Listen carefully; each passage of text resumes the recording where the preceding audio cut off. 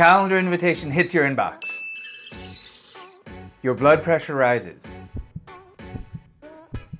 Your palms are sweaty, and no, you're not Eminem. But you have just participated in a battle, because someone just stole a part of your life.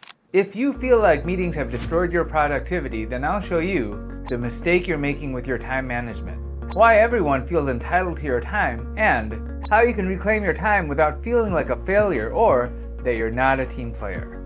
I'm going to give you the exact 3-step system I use to get 12 hours back each week. You're also going to get the scripts that let you say no without career damage. Let me tell you about Frank. He came to me burned out to shit. 50% of his days were meetings. 50%. He had no personal time, no energy for strategic work, and his passion for his job had completely disappeared. I told Frank to delegate half of his meetings to his team. I told him to literally make fake events on his calendar. Air Guitar Championship, event at MoMA. As his team attended more meetings, they became more empowered. The very same meetings he used to waste his time in. He stopped hating his job and started achieving again. That calendar invite sitting in your inbox isn't just asking for a meeting.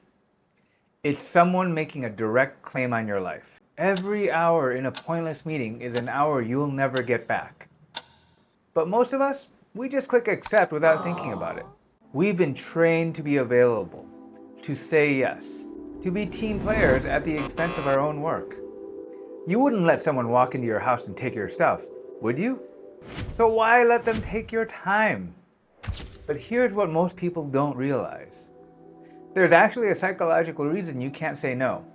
You see, the more meetings you attend, the more you'll be invited to. It's a vicious cycle where being helpful actually damages your productivity and mental health. Ever notice the people calling the most meetings are often the losers who need to justify their roles? They love making busy work and feeling important.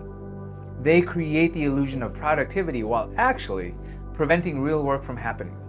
Meanwhile, you're caught in their trap. You can't say no without looking like you're sabotaging the team. You say yes because you're afraid that saying no will damage relationships. But here's the truth. The people who respect your time are the ones worth working with. The ones who don't, they're counting on your fear to control your schedule. Once I understood this psychology, I stopped being a doormat.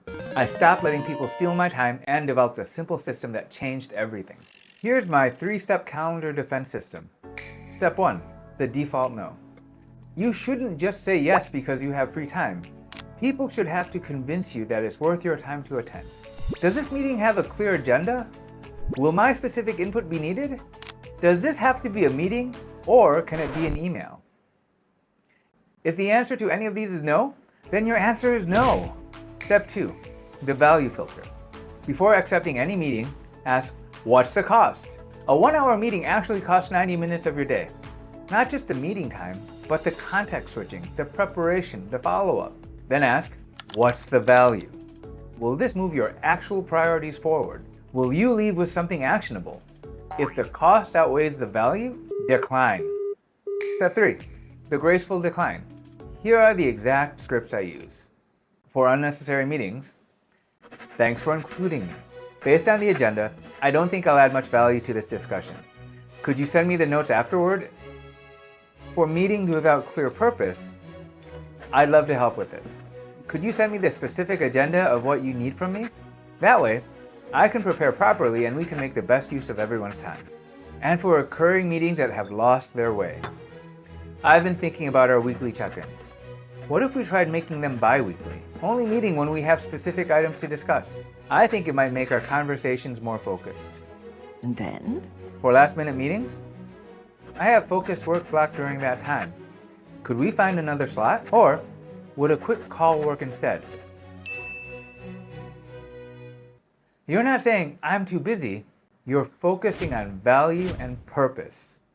When I started using these scripts, people actually started respecting my time more and not less. They began thinking twice before sending random invites. And the meetings I did attend, I wasn't crushed under mindless meeting fatigue. Studies show that professionals waste nearly a full day each week in unnecessary meetings. You sit there watching your real work pile up while someone drones on something that could have been an email. And that report you need to finish?